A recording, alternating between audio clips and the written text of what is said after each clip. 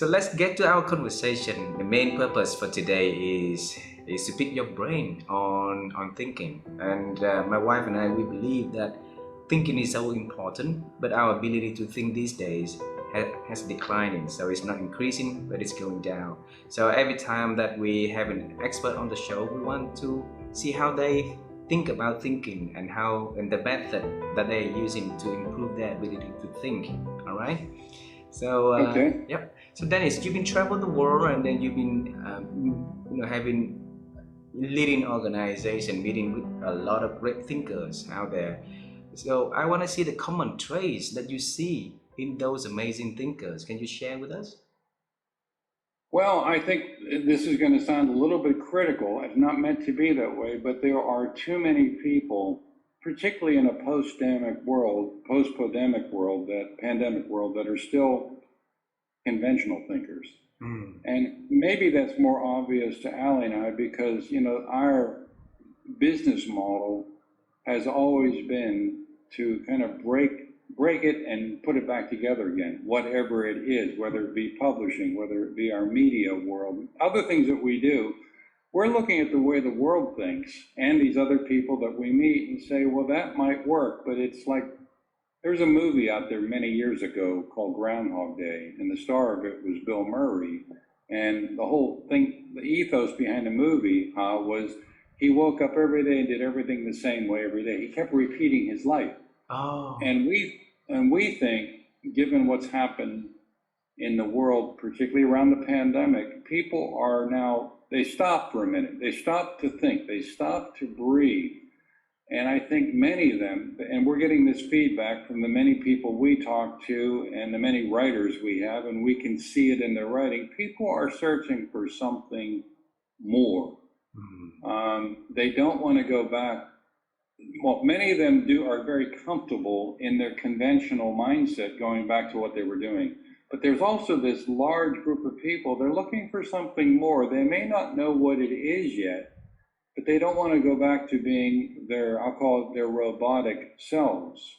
And we think that's an opening for what we do because we can help them redirect their efforts through our ability to, I hate to say teach, but to explain the notion of reinventing yourself, reinventing things, rediscovering humanity, being more compassionate, being more kind, and kind of just restarting, almost like a computer, they're restarting themselves and approaching life a little differently because what they're doing, it works, but it apparently isn't enough. So that's kind of a broad answer. So it's just walking a different kind of talk, for lack of a better term. And there's a quote that I've always enjoyed. Well, actually two quotes, and one of them is our business plan. But I'll start with a different one. This is where Ali and I have really come together, and that is by Carl Jung, and it says, "The privilege of a lifetime is becoming who you truly are." And a lot of people are doing things, but that's not who they are. That's not who you are. Then I go back to our business plan. Our business plan is tied to another quote because we don't have one. We've never had a business plan, and we don't have one because we think then will be conventional thinking. You have to do a P&L statement. You have to do projection. You have to put this on your website. No, we taught ourselves how to build a website because we didn't want somebody else building a conventional website. But the business plan is pretty much this. It's faith is taking the next step when you don't see the entire staircase. Wow, faith taking the next step when you don't see the entire staircase. Beautiful. Right. You think there's more steps there. You don't know what they are, but you're taking that step or taking that risk or rolling those dice because you don't have to have it all figured out. And we are perfectly willing to stumble and fall and get back up again and do something crazy, do something different. And that really brings so much energy because the sky is the limit. Now, I compare that to the many people I know. This is kind of back to your question, that are just conventional thinking. Why? Because they're safe. It's a safe way to do things. They do things, they've always done it that way. I was talking to a company recently, it is continuing on this idea of conventional thinkers, or the thinkers that I run into, and they were struggling because there's this thing called the Great Resignation. You've probably read about it or heard about it. Yep. You know, it's where primarily the younger generation, but not just them, after the pandemic, and because they felt more freedom in kind of a virtual world, they don't want to go back to the office environment. They don't want to back to doing that. And it was beyond money. They were now starting to talk about the culture, which means I don't want to go back just for the money. I want to go back and kind of enjoy where I'm working, and I would probably do that for less money, and that's their message. So I was talking to this one corporate executive who was a conventional thinker, because he came through the leadership ranks. He went to the leadership conventions. He learned how to lead through courses he took at the university, and he was struggling with this, and he wanted my advice. I said, well, here's my advice. First of all, you got to stop thinking like you're thinking. You got to say, if you really want to change things, and this is going to sound critical again, but it wasn't meant to be that way. It was an observation. It said, you know, you probably, his name was Joe. I said, Joe, you probably live your life in a corporate office. You're in that big corner office. You run the company. And whenever something's happening with people, it's not your problem. It's the problem of human resources, because that's their job, to deal with people. I said, you got to break that. Break that model. Make the people your job. And he said, well, how can we do that? I said, I'll give you an example. I said, and this is not a sales pitch, but I'll tell you something I'm doing, Joe, that's intended to help people like you. And he said, what's that? I said, I'm doing something I've never done before. I've never done it. I don't know if I'm good at it, but I'm going to become what most people call a keynote speaker, which means I'm willing to travel anywhere in the world to any company and teach them how to break that model, which means I can teach you and your company and your audience and your leadership team how to be unconventional thinkers by giving you the advice and the skills that you weren't taught in leadership school and you weren't taught when you were coming up. And what are they?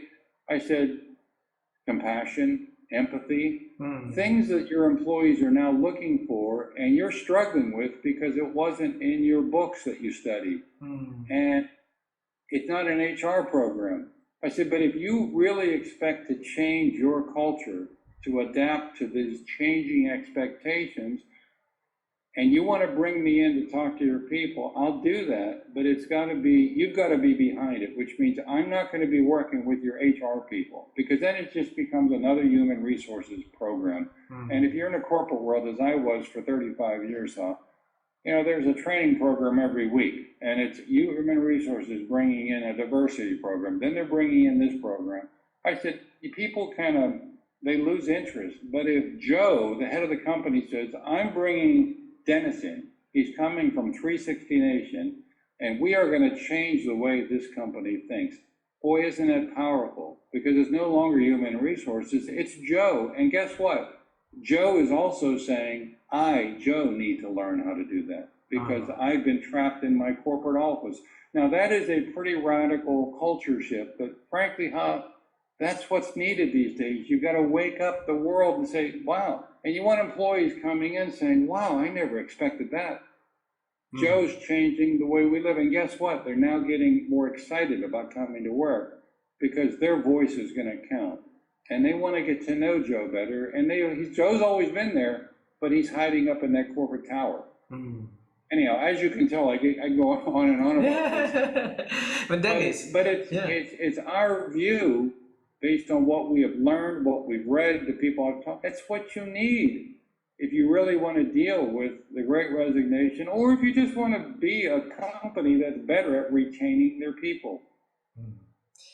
But if we've been operating in the old way of thinking, we've been doing the same thing over and over, we've been reading the same thing over and over for so many years, like you say, the conventional ways, right? So how can we take the baby steps to realize that the old way doesn't work anymore and it needs to change? Well, I think the people involved in what I'll call the rebellion or the Great Resignation are sending that message to the corporate world right now, because they don't want to come back. It's the same company, the same people that used to work for a company, and whoever's running the company. This is before the pandemic now. There were a number of companies before the pandemic that really liked the idea of having people work from home. It was cheaper. They didn't have to have corporate offices. They trusted their employees. They might still come into the building once a week or once a month. There was that group, but there was a larger group of companies around the world that said, nope, we're not going to do that. We want Ha to come in this office every day because he's got to work with us and we've got to be able to see him. Now, they were kind of saying in a different way, we don't trust the fact that Ha's going to work hard if he's working from home. That's the message that was coming to the employees. And yet the value of being able to work from home, we've learned through talking to people, most employees are more productive because they're not spending an hour driving into the office and driving home. They don't have all those pressures of maybe daycare because they can still have their kids at home when they're not in school, but they can still get the work done. So I think the generation that has tasted virtual offices, which means they're now allowed to work from home, those are the companies that are going to retain employees. The companies that are still resisting that are the ones that are having the challenge, like Joe's company, because he's a conventional thinker. It's funny, you were saying people doing the same thing the same way. That's that old Einstein quote. You do the same thing the same way, you get the same result. That's called insanity. But it also takes something I didn't mention. I think you will know this. I take courage. Because it may not work perfectly. Not everybody's going to buy into it. There's a lot of employees that like the old way of doing things because it's cozy. So you're going to be facing, not you, but the company will be facing resistance, which is why I go back to saying, through my experience, unless it's the top of the house, Joe, saying we're going to do this, it'll never work because it's too much of a change. Which means if somebody beneath Joe, like human resources, heard about Dennis and they hired me to come in and do a program on this, I would say no, it won't work, because unless the head of your company is behind it, there's going to be a pushback, there's going to be a culture shock, and Joe's going to have you, the head of a human resources, called into his office. What are you doing down there? You're stirring up the troops. So, and I speak from experience because I've been hired back when I was in banking to go into some large banks and change their culture. And I learned very early on, people were going to try to cut my legs off if I didn't have the support of the guy at the top. Because people, as you probably know, they resist change. Even if it's good change, it's hard for people. They like the way it was. But that doesn't work anymore. And I think the pandemic probably amplified, you can't keep doing it the same way. Wow. I'm just curious, Dennis, because the whole notion of, getting out of the comfort zone is not new. It's been there for centuries, right? But then our human beings, we still like the comfort zone. We still think and operate inside that bubble. So what happened to our thinking that, that didn't change much over the years, though? We've gotten lazy, I think. That's why I say it takes courage. I mean, it's letting go of what you already know and be willing to roll the dice. It's scary, not just for the employees, because, oh my God, things are changing. It's scary for the people at the top of the house, because they've got a board of directors to answer to. But I think we've gotten lazy. It's easier to do it the old way. And, if you want to save money at the company, you don't change the culture because you can't necessarily measure that immediately. What do? You start cutting people. Because it'll cost less. So you have less unhappy people versus the same number of people that like to see the change that's happening. And, there's a cost to employee turnover. Because if Ha leaves, now I've got to go find a recruiter to replace Ha. And, you can't always measure that immediately. And if you're driven for immediate bottom line results, the change isn't going to work. So when you present it to your board, we're going to bring Dennis in and we're going to start embracing his idea of rediscovering humanity at the workplace. But we need 18 months of patience, because this isn't going to happen overnight. And we're going to start tracking everything from employees' attitudes to employee turnover. We're going to do surveys until you can't take surveys anymore. And we're going to come back to you in 18 months or 2 years, whatever the number is, and we're going to show you how this is benefiting this company. So if you're a board of directors and you want this to go right to the bottom line, don't waste my time, because it ain't going to happen. And there will be some turnover that will be healthy turnover, which people are choosing to leave because they don't like change, but it's no longer because you're saying you've got to leave because we can't afford this many people anymore. So the healthy turnover is people that choose to jump off the train. The people that choose to jump on the train of change are the great ones. And then over time, as you start to replace those people that left, the people that are coming in, they never knew the old way. Yeah. So all they know is the new culture, and they like it. So they become your advocates. So over time, you're shifting the culture with new people that didn't know any different, existing people that were fed up with the old way, and the people in the middle jumped off the train. Beautiful. Dennis, I have to It scares me sometimes, huh? Because I almost sound like I know what I'm talking about here. I only have a few minutes left that you are scheduled for me, so I have two last questions for you today, okay? And now it goes to your situation. So how have you been expanding your own thinking over the years? Oh, wow. Well, I'm going to go back to our model, which is there isn't a business model. What I've been doing, my wife and I do this together. We've been taking morning walks now for 17 years. Every morning we go out for about an hour or two, 3 to 5 miles, depending on what the weather is.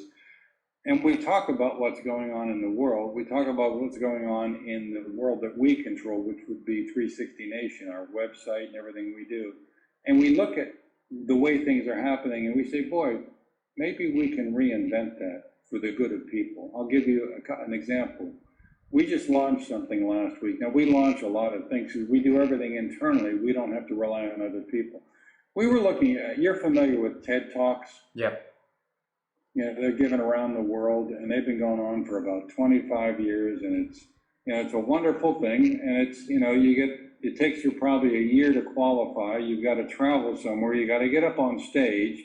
You've got to give your 8-minute or 18-minute talk, whatever it is, and that's it. And you get the notoriety of being able to put on your LinkedIn profile that you've given a TED Talk. And that's nice. I've talked to people that have done it. It's hard work. It takes a lot of patience. It's expensive.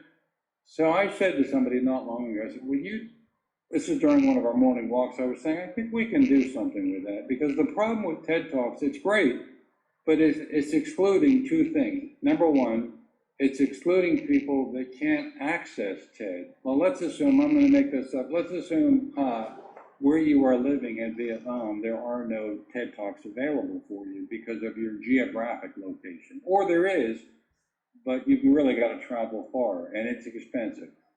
So number one, we want to get over that hurdle. We want to make it more accessible to anyone, not just the privileged people. And number two, what's missing from TED Talks, there's no conversation. You know, I can get up there and give an 18-minute TED Talk, and it's wonderful, and it's great, and it's deep, and you watch it, and you think this is marvelous what Dennis is saying. But you can't do what you and I are doing right now. You can't talk to Dennis to kind of interpret it into your life. So we said we're going to fix it. Long story short, I'm putting this in the chat stream. You can look at it later.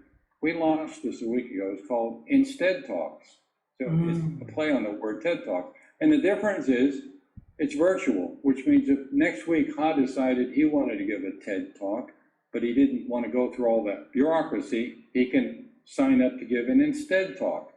And we're starting the first one in October. We got 5 people that have stepped up and said, I want to do that. Now, one person's in Spain, one person's in India, one's in Portugal, and 2 are in the USA. Just like that, we got 5 people whose voices probably never would have been heard, and their messages are powerful, but they didn't have access. But the other thing we're doing is the first 15 minutes of their session is them talking, like you and I are talking right now, but more presenting. It's just them talking. The next 60 minutes is interaction with the group that are assembled. So we bolted on the ability for Dennis and to not just listen to Carolyn, who's going to be one of our things, but after Carolyn's done talking, and Dennis and the 35 other people that have signed up to be in the audience can say, Carolyn, I really appreciate what you just said, but can you help me interpret that into my life? So we've done all that and we've launched it. So we look at things around the world like that, one at a time, and saying, let's just reinvent it. Now, the benefit we had, and I'll probably close with this because we're blessed, that nothing we do everything for good, not for money. So there's no economics. We don't charge people for anything. There's no advertising. So people said, well, how do you define it? I said, well, this isn't our occupation, it's our occupation. Occupation. Beautiful. So it gives us the freedom to do what I just said, and we're not worried about, well, if we do instead talks, how much do we charge people? Is it going to make money? Can we afford to build the web page? We do it all ourselves. You know, from the moment of thinking about that to the moment of launching, it was 2 weeks. Wow.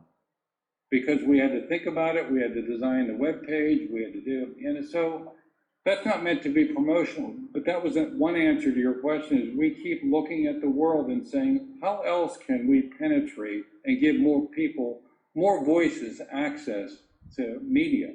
Wow. Because we have access, we have a global site, we have a very big presence.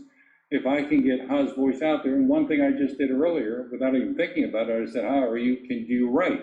You said you're right. Now, if you start writing for us, guess what? Now your voice is out there, and it's being broadcast effectively from the USA across the world. Yep. That gives your voice more of an audience. And if by getting that audience, more people want to get to know you, Ha, more people want to have conversations like this, or you and your wife are encouraged to do more writing, that's fine with us, because there's no catches, there's no strings attached. We've just added another voice to our humanity bucket. Beautiful, beautiful. I would love to be part of that. And Dennis, I would love to share our stories in your conversation with the world also. So if you want to, I will be so happy to volunteer sharing the journey that we do all these interviews. Okay. Wonderful. Well, you have the link. I have the link. I will follow the directions. Okay. Right. There's no rush. You just assume that you've got your seat reserved for whenever you're ready, and bring your wife into the party too. Absolutely. Absolutely. The last question for you, because you say from thinking until you launching that one takes 2 weeks, right? We have a whole chicken and egg things that happen around the idea of thinking and doing. And a lot of people say that the thinking is more important. A lot of people say the doing is far more important than the thinking. I want to pick your opinion on this also, Dennis. Between the two, which one to you is more important? Which one of two? Yeah, the thinking and the doing. Oh, doing. You know, and I say that because we don't wait until all the I's are dotted and T's are crossed. Like this thing we just launched, we did the best we could to get it out quickly. And I've gone back and revised a few things since then. But we would rather do it, get it out there, get it moving. And two things will happen. At 3 o'clock in the morning, I'll think about something I should have done slightly differently. So I'll go on and adjust it. And again, because I've got the freedom to do it myself. But the other thing will happen is we'll get audience feedback. And we did. And we went back and changed a few things. So we let the audience influence us, plus our sleepless nights will influence us. So that's an argument to, you know, you may not have everything figured out, but take the leap of faith, because back to my quote, you know, faith is taking the next step even when you don't see the entire stairway. Beautiful, beautiful. Thanks a lot for being so generous to share your stories, your thoughts, and your time with us today, Dennis. I will definitely follow with the link that you share, and I'll make sure that we register to be an author in your platform. And my wife and I will be so happy to share our story with your audience. You know, great. Let's talk again sometime down the road. Let me ask you a different question. What do you do with this interview now? Do you post it somewhere? Do you share it? We share it on LinkedIn every day. Great. Yeah, we have a large audience on LinkedIn, and a lot of them are executives, so they will be, you know, sharing Well, again. It was awesome. when you do that, make sure you tag us. Yep, absolutely, absolutely. Thank you very much. Great. Yeah. My pleasure, my friend. Let's talk again down the road. Absolutely, absolutely. You have a wonderful day and say hello to Ali for us, please. Thanks so much. Bye-bye.